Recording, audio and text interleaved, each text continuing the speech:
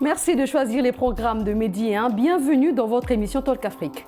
L'Afrique regorge de nombreuses ressources naturelles. Certains pays africains arrivent à les exploiter, d'autres par contre traînent un peu le pas. Et pour encourager les Africains à consommer local, l'Union économique et monétaire ouest-africaine a déclaré depuis 2019 le mois d'octobre, qui est généralement une période de récolte, comme étant le mois du consommé africain. Un pays comme le Sénégal, quant à lui, a consacré le mois de décembre pour faire la promotion des produits locaux.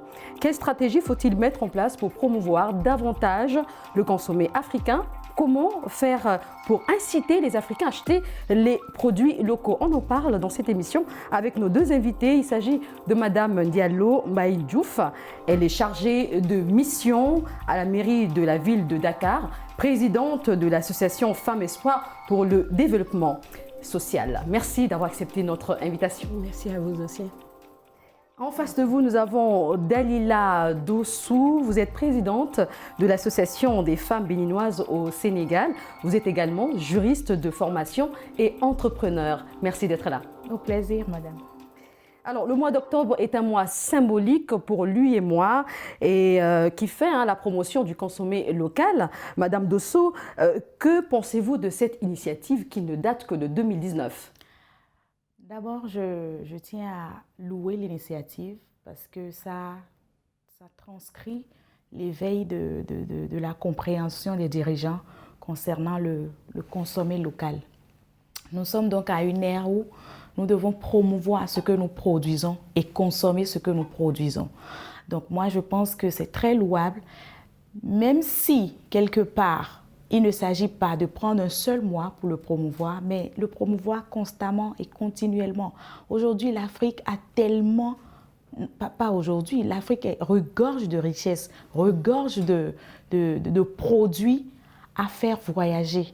Et c'est déjà un grand pas que d'avoir un mois de consommation local. J'espère qu'il influera, cet impact ou cette activité influera tant sur les stratégies que sur les moyens à mettre en place pour promouvoir le local. Vous l'avez dit, nous avons beaucoup de produits locaux ici. Je me tourne vers vous, Madame Diouf.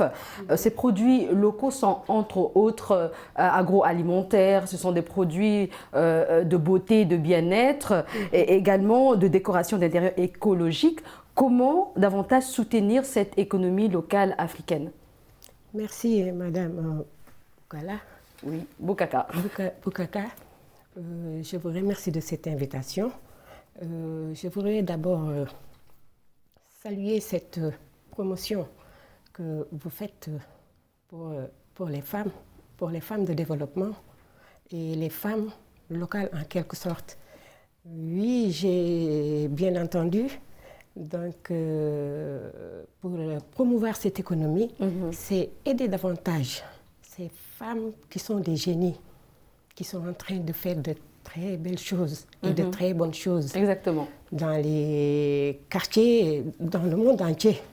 Donc, on tient que c'est local, mais ça peut donner un grand pas si vraiment il y a une promotion de ces femmes. Et là, je vois que pour cet entretien que vous êtes en train d'organiser entre moi et madame, qui est béninoise, moi je suis sénégalaise, il y a plein de choses. Donc il faut davantage soutenir ces femmes qui prennent des initiatives, qui ont des projets justement. Surtout les aider sur les unités de production et les aider aussi sur les emballages.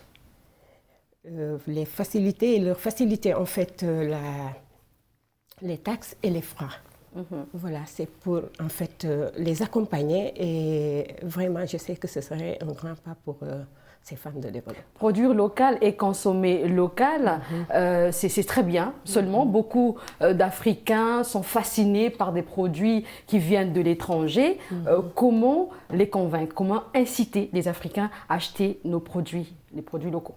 Alors, il n'y a pas mille mesures. Vous savez, ce qui est beau attrait, ce qui est bon attrait. Nous devons simplement travailler sur la qualité et l'emballage. Parce que c'est clair que nous avons des produits de qualité. Mais le packaging vend mieux parce que les yeux sont attirés par le beau.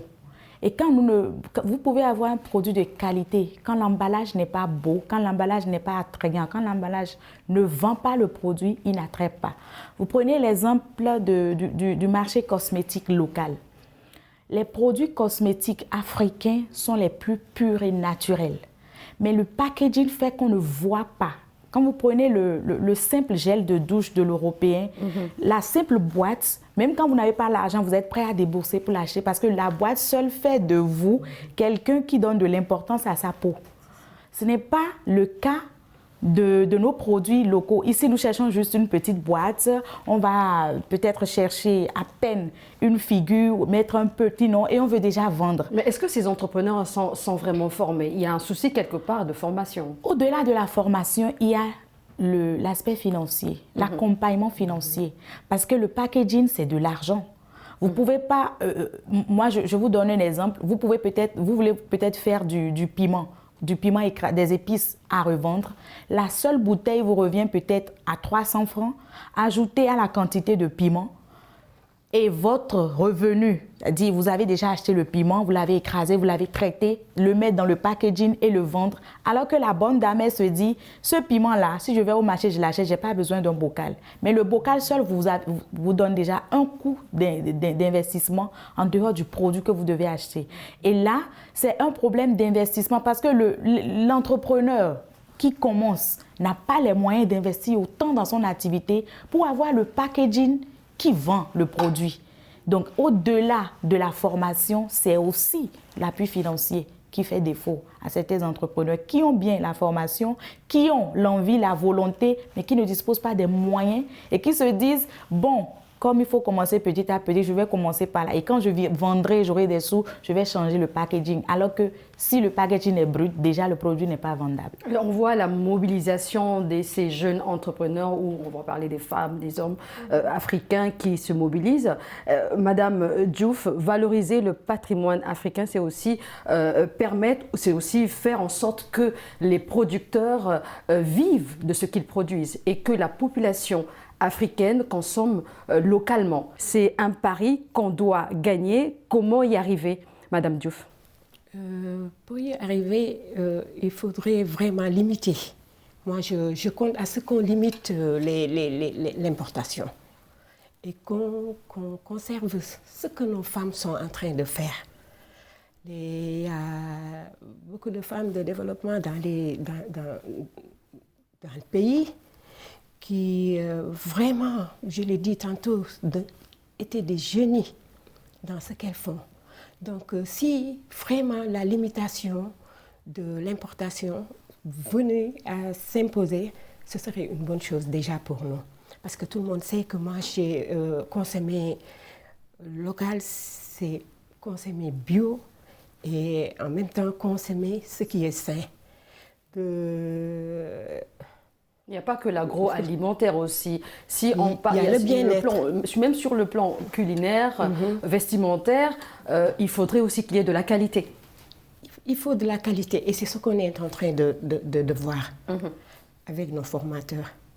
Vous voyez? Vous parlez de votre association, c'est ça? Non, de tout le monde. D'accord, de façon générale en Afrique. De façon générale, avec toutes les femmes, les femmes de développement. Parce qu'il faut être d'abord femme de développement avant de voir comment écouler notre production.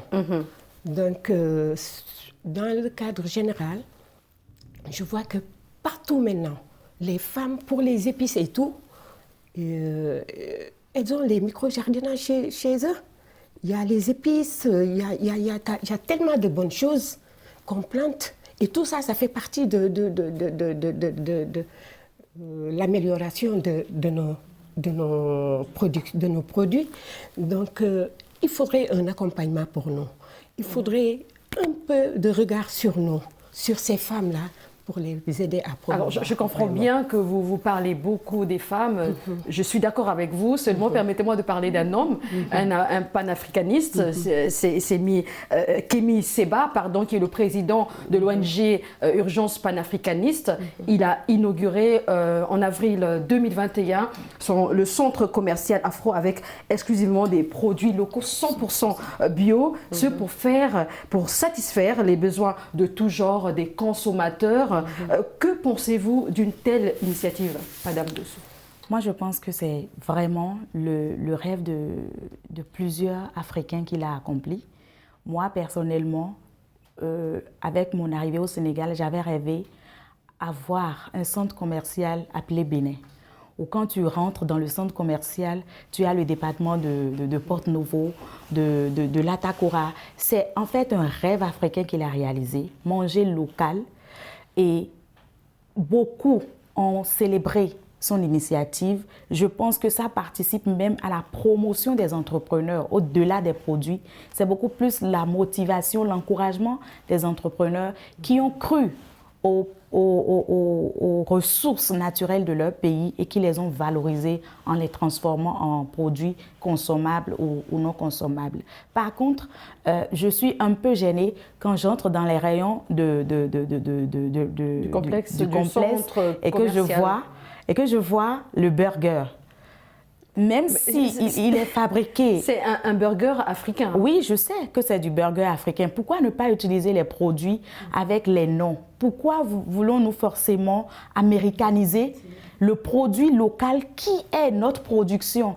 Il peut être sous la forme. Je ne suis pas contre le fait qu'on n'ait rien à tirer de l'occidental. Mais je suis contre le fait qu'en produisant quelque chose, on veuille toujours y mettre une touche extérieure. Parce que quand j'entends burger, quand vous rentrez dans un rayon, vous entendez burger, vous n'avez aucune idée vous ne pourrez jamais imaginer que c'est constitué. African Burger, c'est ce que je vois ici, Burger Food. Burger Food. Votre problème, ce n'est pas la composition des aliments, c'est la dénomination, l'appellation, le nom. L'appellation. D'accord, mais comment faut-il faire pour développer ce type de business, même si vous n'êtes pas d'accord sur certains noms? Comment faire, justement? Non, il faut plutôt l'encourager. Il n'est pas à blâmer, il faut l'encourager parce que j'estime que c'est toujours dans la dynamique du marketing que ce nom a été ajouté, que ce nom a été implanté pour faire comprendre que nous pouvons avoir du burger local, mais ça reste du burger. On n'a pas besoin de l'appeler du burger parce que nous le faisons avec des produits locaux.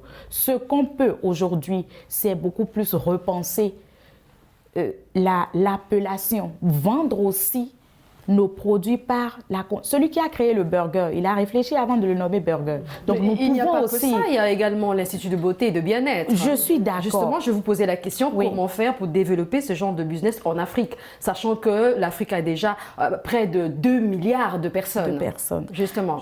Pour développer les produits, que ce soit dans le cosmétique, que ce soit dans le vestimentaire, que ce soit dans l'agroalimentaire, je venais de le dire, c'est de valoriser autant le contenu que le contenant et de l'accompagner d'appui financier. Nous avons aujourd'hui des jeunes qui produisent du bon, de l'excellent, de la perfection, mais qui ne sont pas soutenus, qui ne sont pas accompagnés par une volonté. J'aurais aimé que l'initiative du consommant local à chaque mois d'octobre soit accompagnée d'un fonds mis à disposition des entrepreneurs qui sont porteurs de grands projets de développement, de grands projets de vente des produits locaux. Alors, permettez-moi de parler du Sénégal. Mesdames, le Sénégal a organisé le mois dernier, le mois de décembre, un festival, dernièrement le festival du consommé local, pour promouvoir davantage les produits locaux. Et que diriez-vous de cette initiative justement du ministère sénégalais? Moi, je dirais que c'est une bonne promotion. C'est vraiment une bonne initiative qui va nous permettre de regarder devant nous. Ce que je pense, c'est ça. C'est vraiment accompagner davantage. Ça permet aux entrepreneurs une certaine visibilité de leurs produits. Voilà, c'est ça. Voilà, c'est ça. D'accord. Et également, on peut parler de la foire internationale de Dakar, la FIDAK. Qu'est-ce que ça représente en fait pour le Sénégal et également l'Afrique de façon générale? Ça représente quelque chose d'international, de mettre sur pied ou de mettre devant nous ce que nous faisons pour pouvoir vendre à l'extérieur. Mais le seul problème, c'est qu'il y a un problème d'accompagnement, Madame l'a dit tout à l'heure. C'est un problème de financement. Parce que là, je ne vous cache pas, en décembre, on a exposé sur la première édition. Mais pour aller à la foire, il y a eu des problèmes. On n'avait pas la première édition du consommé local. Par contre, la FIDAK, c'est sa 29e édition. Voilà. Oui. Sa 29e édition, on n'a pas pu aller. Beaucoup de nos producteurs ne sont pas allés à la foire. Par la cherté des stands. Donc ça ne nous encourage pas. Ça ne nous encourage pas vraiment. Donc, Madame l'a dit tout à l'heure, il faut tenir compte des moyens qu'il faut, parce qu'on est des génies, il y a des génies ici sur nos entrepreneurs, nos producteurs, mais il n'y a pas d'accompagnement. Alors, Madame Diouf, oui. Vous êtes chargée de mission à la mairie de la ville de Dakar. Votre mission, c'est aussi regrouper les femmes des communes du département de Dakar pour des transformations des produits locaux. Quelles sont les stratégies que vous mettez en place pour accompagner ces femmes? Là, on les accompagne, c'est les mettre dans des conditions de formation, de un. Et pour les former, il faut quelqu'un derrière nous. Ça, je ne le dirai pas peut-être ici, mais il y a quelqu'un qui est derrière nous, qui pense à aider les femmes, qui est femme de développement en quelque sorte, parce que là, c'est une femme. C'est elle qui nous donne ces fonds qui ne viennent de nulle part. Ça n'a rien à voir avec l'État, c'est bien cela. Ça n'a rien à voir avec l'État. Elle cherche ses propres fonds, elle nous donne. Elle me donne, je dirais bien, elle me donne à moi qui est sa chargée de mission. Je vais aller dans les communes, je vois les femmes, je les forme sur les produits locaux. Mais il faut voir les conditions avec lesquelles on les forme. C'est pourquoi j'ai insisté tout à l'heure sur l'unité de production.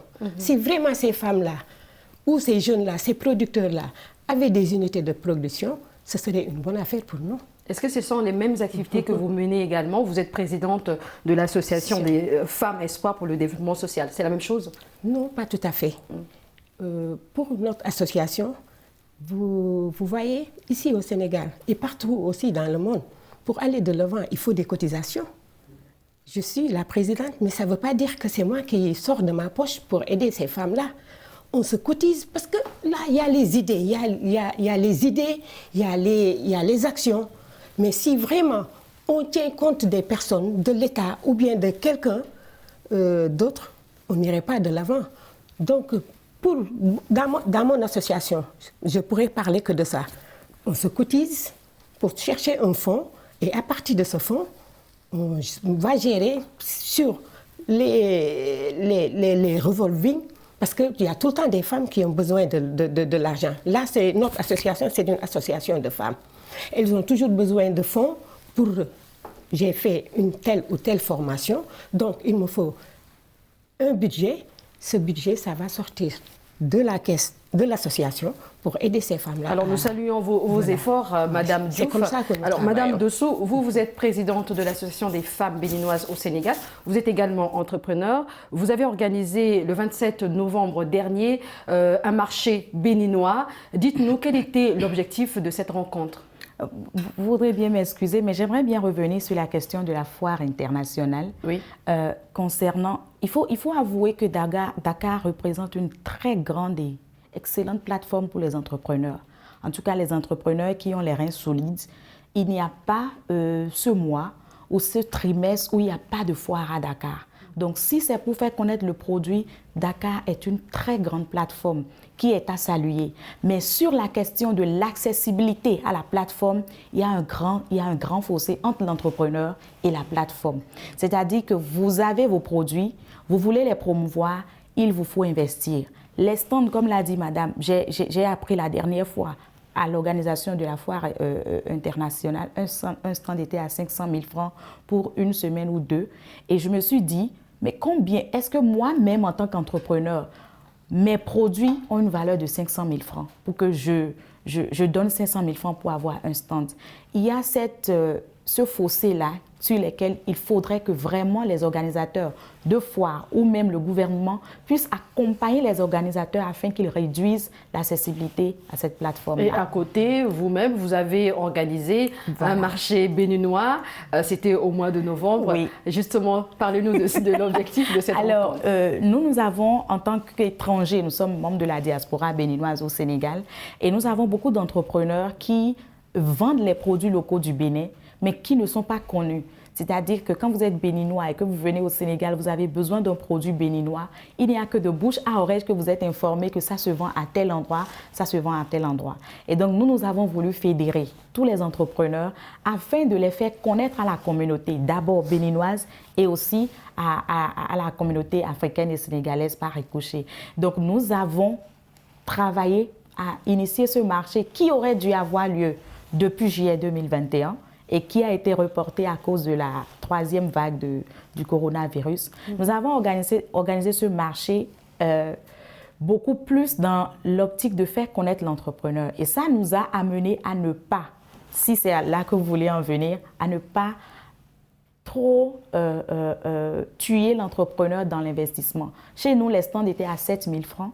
Qui vous donnait droit à une table, 2 chaises et une bâche sur laquelle vous pouviez exposer vos produits sans être couvert par le soleil. Donc, nous l'avons fait, cette foire-là, nous l'avons fait à vocation purement sociale pour que déjà l'entrepreneur ait accès à son public, à ses consommateurs qui puissent se présenter. Ce n'est pas évident qu'à la prochaine édition, peut-être nous allions dans la même lancée parce que c'était pratiquement à perte. Il n'y avait pas il n'y a pas eu un bon retour? Il n'y a pas eu de retour financier pour l'association, mais nous avons reçu vraiment l'engouement des entrepreneurs qui étaient vraiment contents d'avoir pu participer à cette foire-là, à cette initiative qui déjà est d'origine béninoise. Alors, Madame Dessous, permettez-moi de parler quand même des stratégies. C'est une question importante. Je vais m'adresser à vous.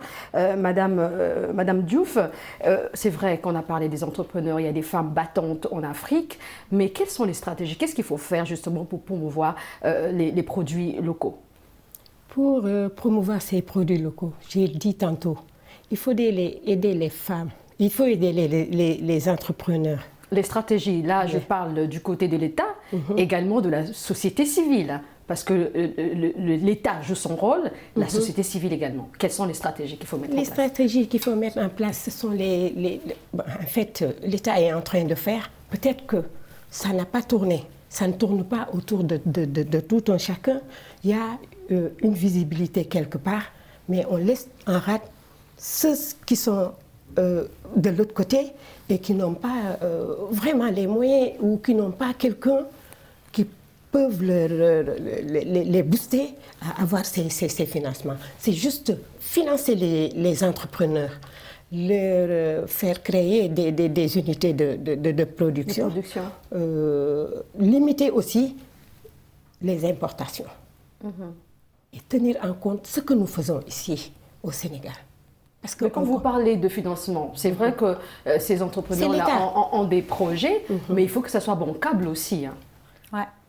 Ça, je ne dirais pas non. Vous voulez réagir? Oui. J'aimerais dire qu'en termes de stratégie, il est bon d'appeler au financement. Au Sénégal, vous avez la DER, la Direction de l'entrepreneuriat rapide, qui octroie des financements, même si ce n'est qu'aux Sénégalais, qui octroie des financements. Moi, j'applaudis déjà, sans aller dans le fond du processus d'octroi de la stratégie de remboursement. Je dis, l'initiative, elle est bonne, elle inspire. Et beaucoup d'autres pays devraient s'en inspirer.